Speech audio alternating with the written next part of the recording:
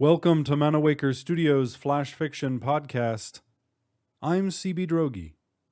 This week, Something Deep by Tamoha Sengupta. Lust is the first emotion Rhea knows. She feels their touch as they inspect her skin, trying to verify whether it is as smooth as it looks. She was made for this, and so she stands still.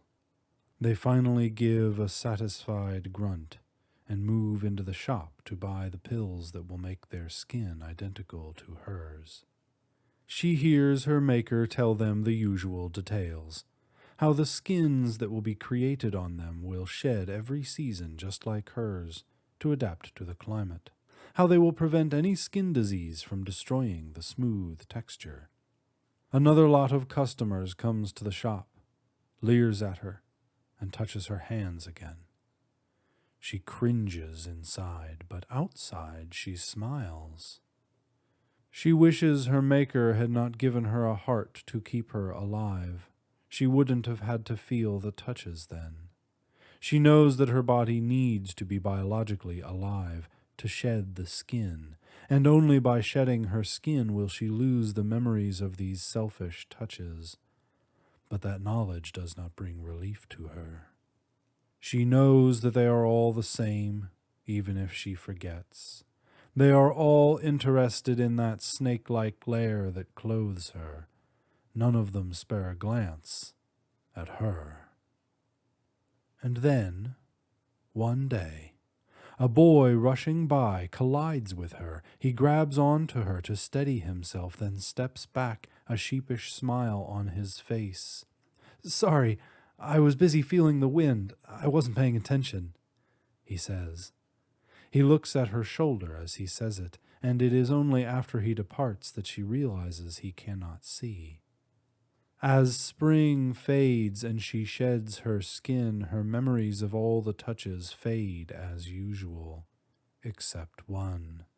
The memory is a revelation, a thin thread that connects her to who she was.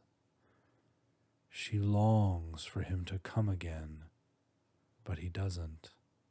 She knows that he loves to feel the wind on his face, that he can mouth a sincere apology. She remembers his eyes, blind yet so deep.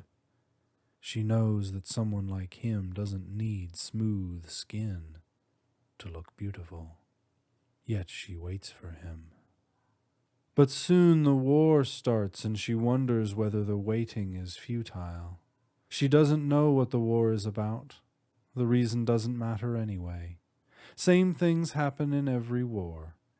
Her maker's business goes on, though she senses a change.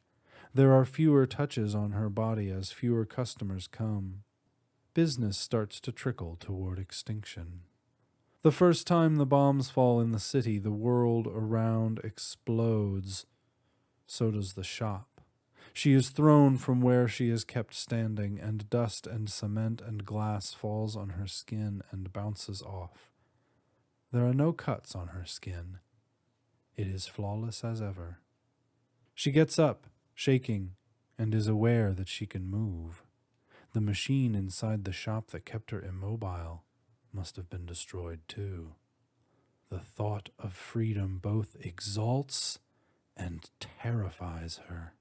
She begins to run. She runs through the city, seeing it for the first time, mostly in ruins. Cries and smoke fill the air, frighten her. She runs through the destruction till she is far away from the crumbled civilization. She stops, panting, wondering what she will do. She sits down, leaning against a broken fence. Exhaustion takes her to sleep. A touch awakens her. The familiarity of it surprises her and sets her heart pounding. She remembers that touch. She glances up at that dirt-streaked face, those deep-set eyes, and is thankful for the first time that she is alive. "I sensed someone here," he is saying, a smile on his face. "Are you all right?" "I'm fine." Her voice is rusty as she speaks. She had almost forgotten that she had been given the power of speech. He is still smiling. "It isn't safe to be out in the open in this war. You should go home." She shakes her head and then realizes he won't be able to see it. "I've got none." She says, trembling as she gets up. He cannot see, and yet he is the first person who really notices her. Her heart sings with the thought. He straightens up too. "No home? That makes two of us then." He tugs at her hand. "Come with me." She lets him lead her. He knows the way with remarkable precision. He tells her his name is Apik. It means fearless, he says. She wonders what her name means as he keeps talking without a break, diverting her mind from the wreckage around. Bodies and metal pieces, bloodied cloth and bombshells lie all around the path through which he takes her. War to her seems inhuman. She wonders why humans take part in it. He leads her straight to the ocean. The waves roar as they rise and fall, lapping at the shore, withdrawing, but always coming back again. Her breath almost stops. She has never seen anything so powerful and calming. He pulls her down on the sandy beach. "It is beautiful." She breathes, and he nods. "The war seems so far away here." But his words are wrong. The sound of sirens fills the air, and though she doesn't know what it means, dread rises in her chest. "What's happening?" She says, her fingers tightening around his. She begins to shiver, but it's from fear this time. Explosions in the distance reach her ears. She scampers closer to him, a scream rising in her. Even the ocean cannot drown out the noise. The bombs explode near them, and she feels she will become deaf. Overhead, the stars have vanished, replaced by planes and fire. Moisture on her cheeks makes her aware for the first time that she is crying. There. It'll be all right," he says, his voice calm. She feels his warm hands engulf her in a hug, feels the peace his heartbeat brings to her. In that bomb-shattered world, he makes her feel at home.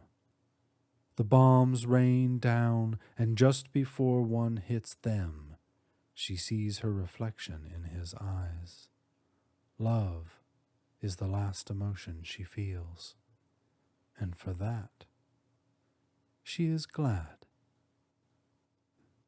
This has been Something Deep, written by Tamoha Sengupta. Flash Fiction Podcast is supported by Manawaker Studios patrons on Patreon, the voluntary pay-what-you-want subscription service. To find out more or to become a patron, visit patreon.com/Manawaker. For more information about Manawaker Studios' other projects, including books and games, visit manawaker.com, which is also where you should go to learn more about the authors featured on this podcast or to get details about submitting a story. The Flash Fiction Podcast theme song is by Kevin MacLeod. I'm CB Droege. You can follow me on Twitter and Facebook at CBDROEGE. Thanks for listening.